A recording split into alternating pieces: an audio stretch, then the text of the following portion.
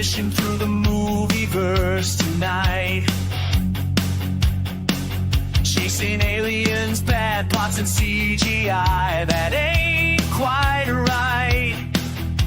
Dave leads the charge with the captain's command. John's the rookie, still learning where to land. Shane drops beats that walk through time. Chad fixes tech with precision so fine. The Sci-Fi Guys.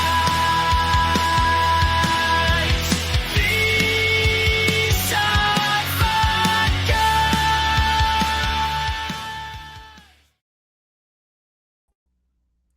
The good guys always win, even in the 80s. Hey, I'm Dave, and with me is John. You sure about that? I don't. What do you mean, huh? Oh. And Shane. Good evening. Happy Memorial Day. And Chad. Hello there. And yes, the good guys always win. That's right. Yeah. Let me pull up my screen here. Where am I at? Remove from studio. Click. We are watching. I got to get to the next slide. There it is. Today, the movie we're talking about, Megaforce.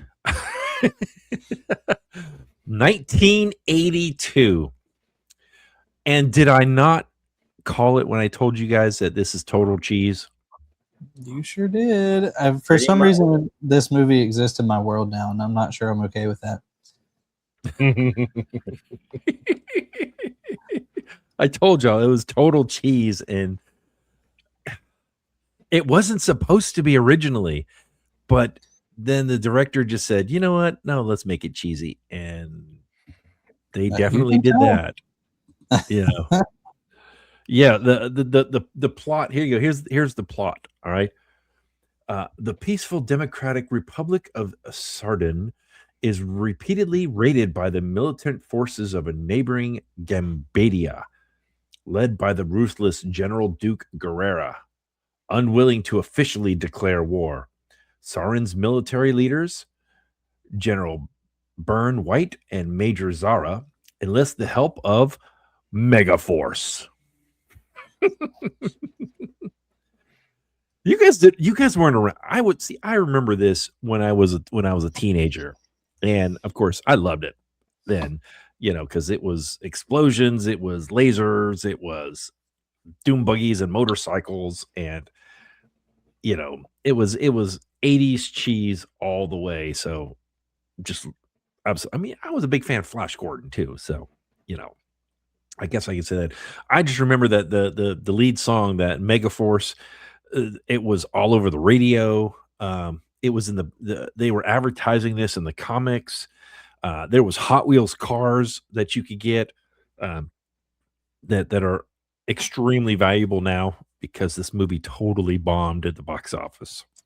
Can't imagine why. I mean, it cost in 1980s. When it was done, 1882, it was, I want to say, it was either $20 or $30 million to make this movie, and it made like nothing.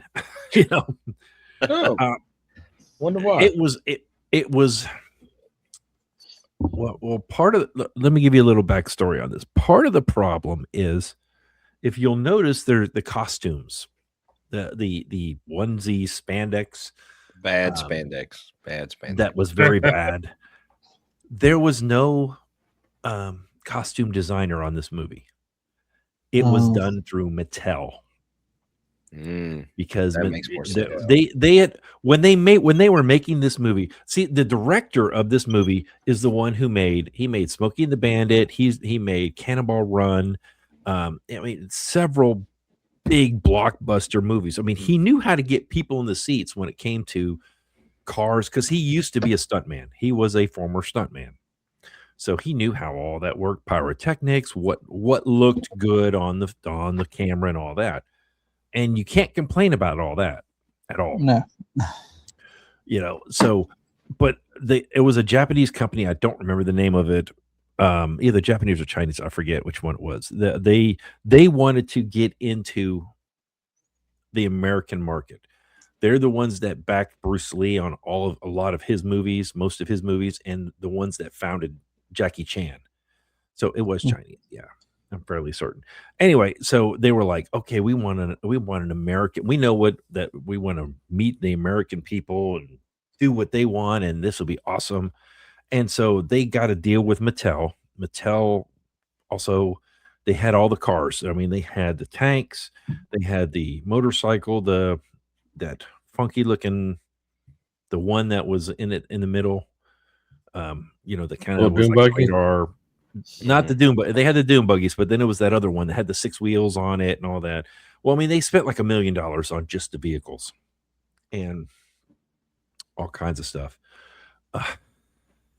I did read a story that the several of the people who they ran out of money at the end of towards the end of the movie, and several of the people took the Doom buggies and motorcycles and just left with them. They took all the rockets and stuff and left them and bolted with those other things. And they said, "Well, we'll sell these. This was our paycheck." It's like, I mean, fair. oh man, yeah. I'm not getting paid. I'm taking something offset too. I'm just. Yeah, it was crazy. I mean, it really was. It was some crazy antics that went on with this movie. But okay, what'd y'all think?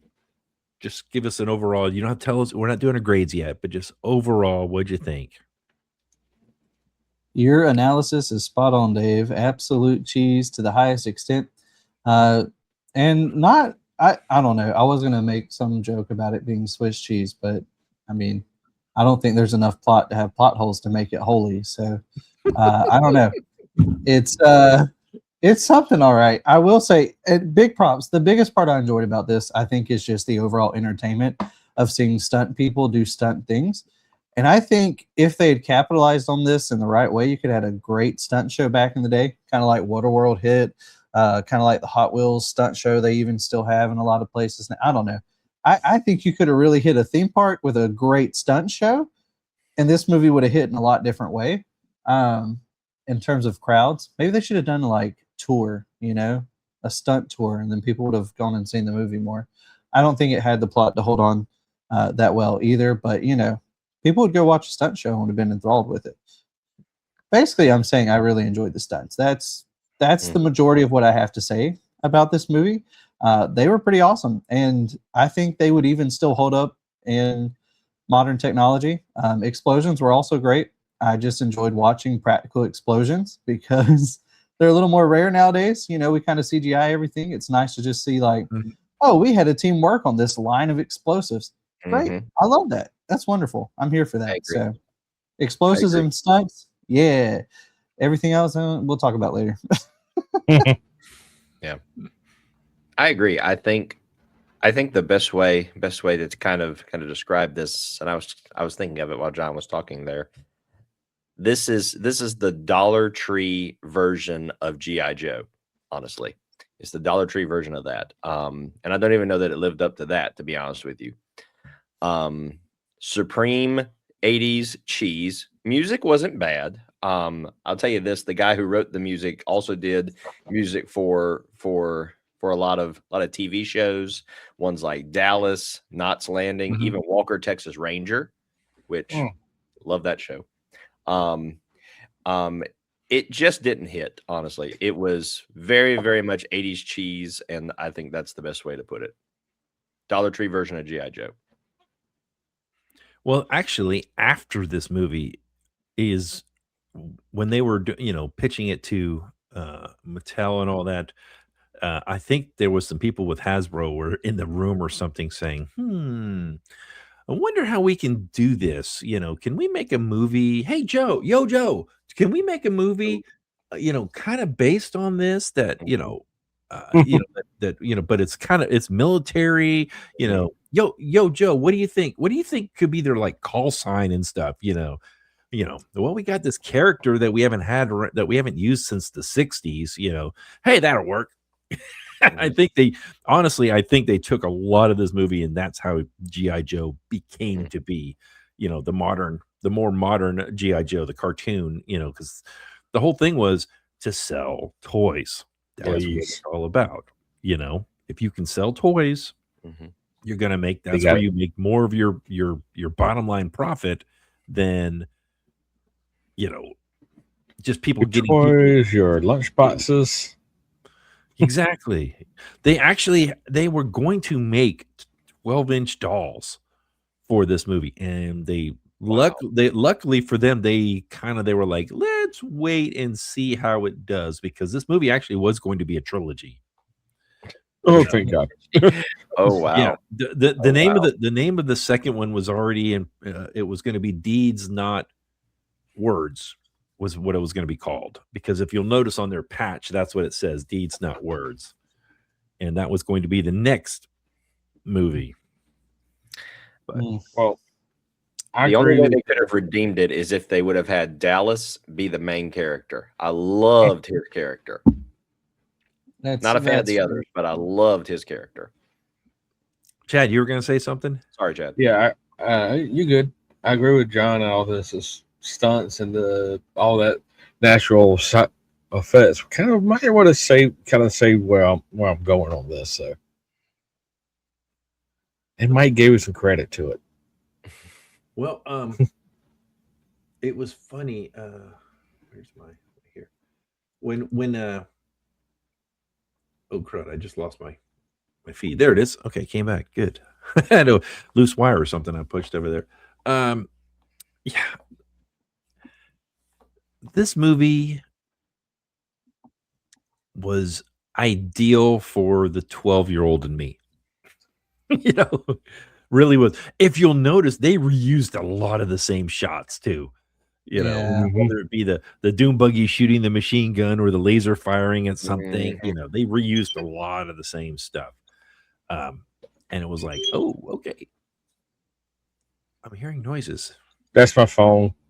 Oh, silence that thing. Excuse me. I got my phone right here. That way, if it goes off, I can answer it. Kidding. Well, the thing is, you look at it. It's not plot holes, but questions about the countries here. We might not get into this right now. I get.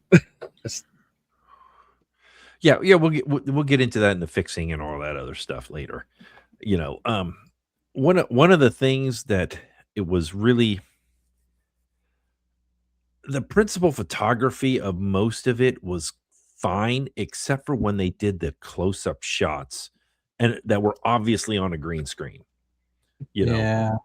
When they did when you superimpose the real skydiving shots with the close-up and, oh, hold on, I'm going to lay flat on my back while I'm skydiving and let you hold my things like that were like, oh my gosh, and the whole those hurt. Okay, I got to tell you a story about the flying motorcycle. That actually was the lead actor's idea.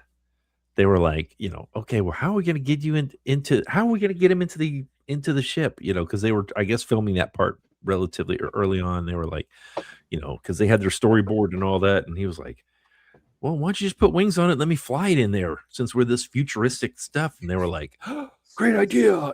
So that's why it became part of the movie. It was all the actor's idea. He's the one that's like, well, why don't we do this? And this is why you shouldn't listen to the actors. Honestly, then you went and got that shot of him firing a missile from the This what those missiles were? Act and directors direct. You know what? But do you know what those missiles were? Those missiles were those were those rockets that we used to do that had the little. You put the little engine in it, then you put it on the thing, and then you went and you pushed a button, and then it sent a signal, and then it ignited it. All those missiles were those. And they were like, oh, this looks cool. Okay, we'll do that. So that's why every so often you see one going, because they were actually just those not bottle rockets, but model rockets. Model rockets. Hobby rockets. Yeah, hobby rockets. Yeah. Yeah. Okay. What are we doing here? Okay. Well.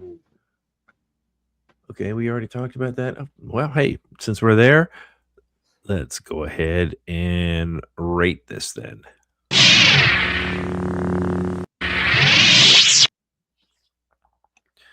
All right, this is part of our show that we're going to rate this on a scale of 0 to 5 lightsabers. And I get to go first since I picked this movie. I'm going to give it a 5. No, I'm kidding. I'm kidding. We'll be calling the doctor, see what's going on with you, Dave, on that. You can't pull a Shane on us for this movie. Okay. I have not rated. This is a tale two of fives this year. That's it. This is a tale of two movies, honestly. This is a tale of really bad script writing. You know, you're the elite team, elite people of everything, and yet you're the leader and you fall in love like that. And you know, all of the stunts going into the city, the countdown, all that, those were great. I didn't mind the interaction between Hunter and Guerrera either. I didn't think that was that bad. It was just the suits, the over the top, and it didn't really seem like there was a whole. I mean, again, if you hire someone to go and scare and to get them to chase you to such and such, and now you're saying that was an act of war, but you were hired to do it, and now you're going to just change your mind and say, "Oops, never mind." You know, yeah. The music was good. The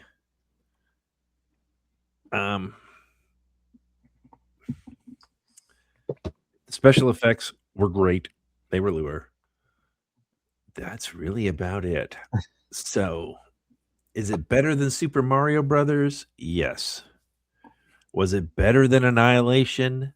Absolutely. Let me see. What's my next one? Was it better than Tomorrowland? Probably not. I was about to say that's trickier. I'm going to give it the same as what I gave Tomorrowland, and that was a 1. So, Chad, you go. Oh Lord, you want to put me? All right. So be gracious on this. I agree with everything that Dave just said. That the music, sound effects, and the act was okay. I didn't do that. It was okay. I'm sorry. The only thing saving grace. Say this. Will I watch it again? No. So my ratings always go. Will I watch it again? And it doesn't matter where I wait. This is going to go, and then it's going to go a half of a point. If I can go to a quarter, I would, but it's not a half. Okay, a half. Shane, how about you? So, Dave, I hate to break this to you, but it does rank with Super Mario Bros. It doesn't rank lower, but it ranks with it. 0.5 all the way. Oh my goodness. John. Yeah.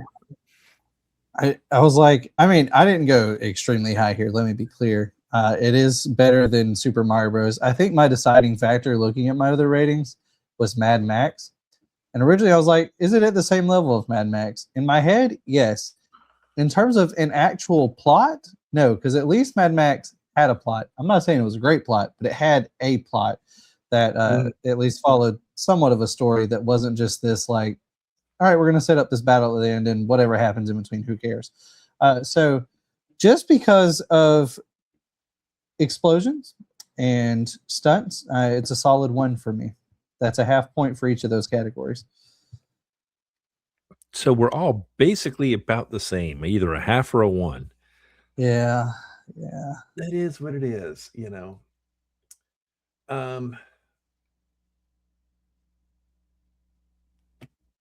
You know, I'm looking at the questions I've been asking each week, and I don't think any of these are going to be applied to this movie. Nope. I'm sorry. Really don't. I really don't. So you know what? Here.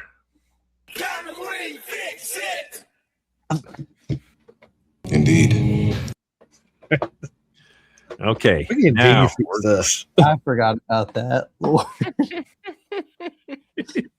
we are going to fix this movie now. Okay. We can all jump in. We can do it either individually or together. I can tell you one of the things, the whole thing with Zara needs to go. Yeah. I don't care if you want to put her in, and she was not a big actress. She had one big movie, and it was actually right before this. You guys haven't, Chad's seen it. Shane, you and John have not seen it. So she was in Star Trek, the motion picture. So Mhm. that was her big role, and this is her Follow-up basically her to it. second movie, I'm with Shane. I think Dallas should have been. I loved his character. He was the lead character in Xanadu, and also in the Wild Boys. He was also one of the lead characters in it. And then he really didn't do much after that, So, but yeah, I agree. I think a story around him, or if you're gonna do the whole hunter thing, okay, lose the headband, lose the onesie suits. Let's come up with a true story of what they're using these futuristic vehicles for. I mean, I get that okay, they're invading and all that, but don't make them change it and all that at the last second. I mean, I don't know. I can't think of another way to get them out of there, Yeah. But I like the whole where Hunter knew Guerrero. I like that. I'd like to keep that in. I don't think you should change that. I think it was neat how they were each other. They were friends and all that originally. Mm-hmm. But there was just, let's come up with a real plot, a real story. Okay, Guerrero's is invading these countries because they're actually doing something under the table or something. I don't know. Let's come up with a true, why is he invading these countries? Give us the Shane always loves to give us a why question. He always loved why movies. Give us the why why. are they doing this? Why are they doing that? Give us something to sink our teeth into, not just Mhm. Or even just she was kidnapped. Go rescue her. I mean, even that simple would be decent. there you go. They kept saying there was the prince's daughter or the king's daughter or something. Exactly. Okay, maybe she was kidnapped. Kidnap. There you go. Let's make it go there. There you go. That's an easy fix. Okay, and then if he wants to Explain the follow countries, up, 'cause this- fine. Yeah. Well, You had America, and then the cowboy person. You had the stars and bars. no, you notice each person had a different patch on their sleeve. Yeah. Except for Dallas. Dallas had a Confederate flag. Confederate flag. Everybody else had like Japan. You Hunter had had an American flag, but Dallas had to have the Confederate flag, Yeah. I would have loved to have seen this even going totally opposite.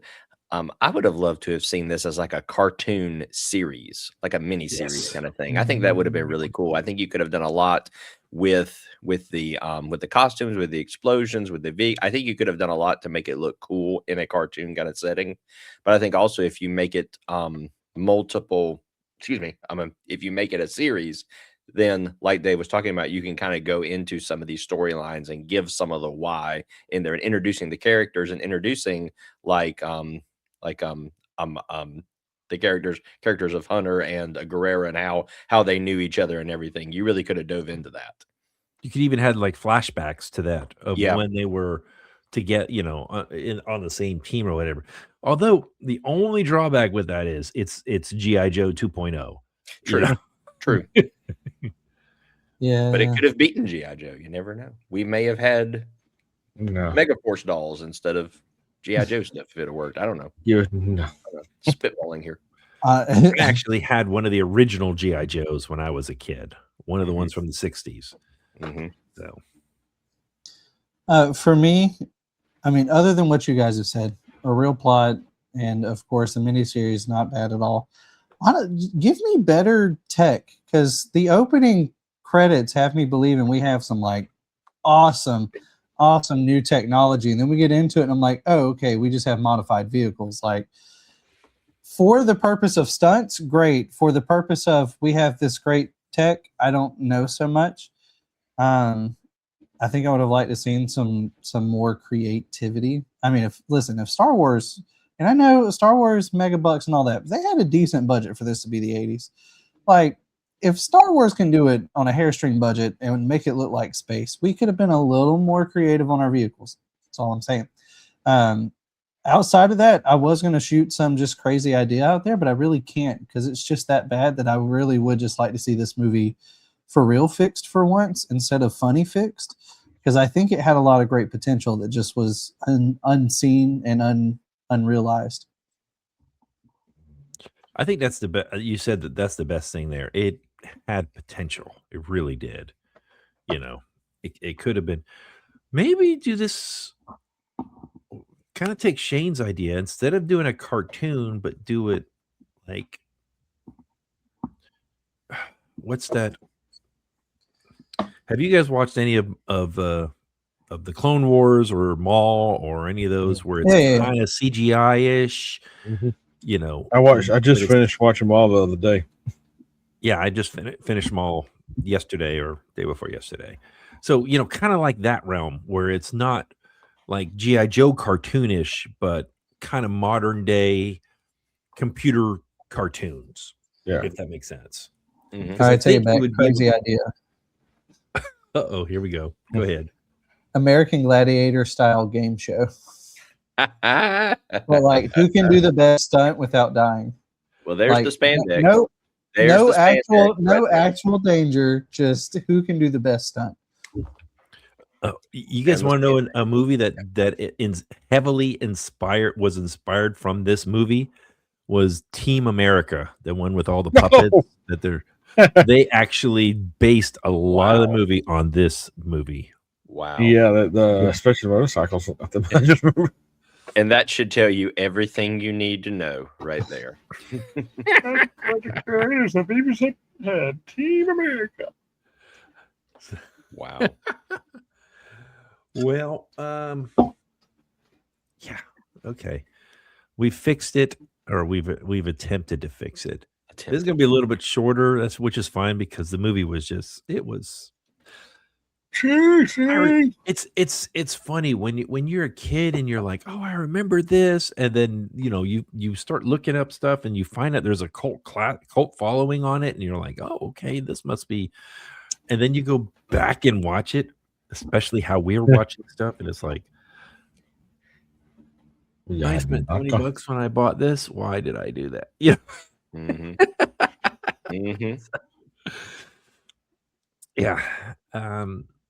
Hey, but it is what it is. Not all of our movies can be fun. I say they can't all be winners.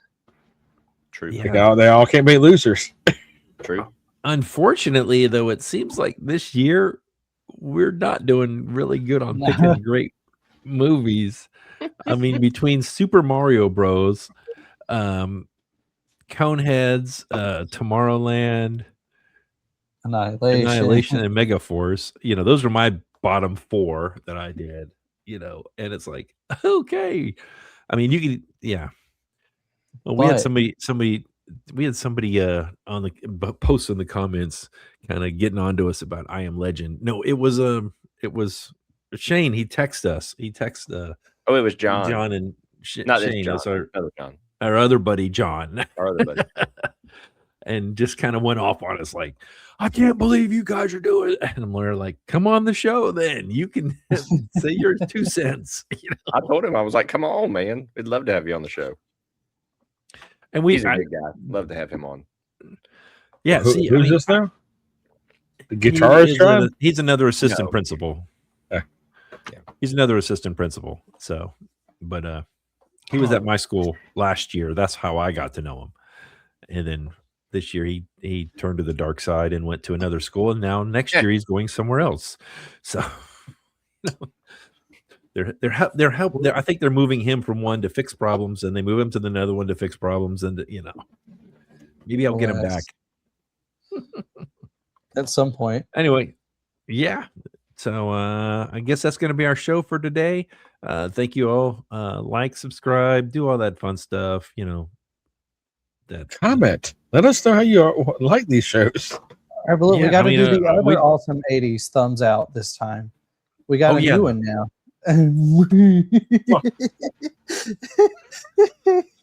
That was so weird. Crash and burn. These Sci-Fi Guys is an independent broadcast and is not affiliated with this movie or TV series. We would love to hear from you. Please contact us by leaving a comment below or by emailing us TheseSciFiGuys@gmail.com. Like, subscribe, or share this podcast with someone else who enjoys science fiction. Subscribe or be vaporized.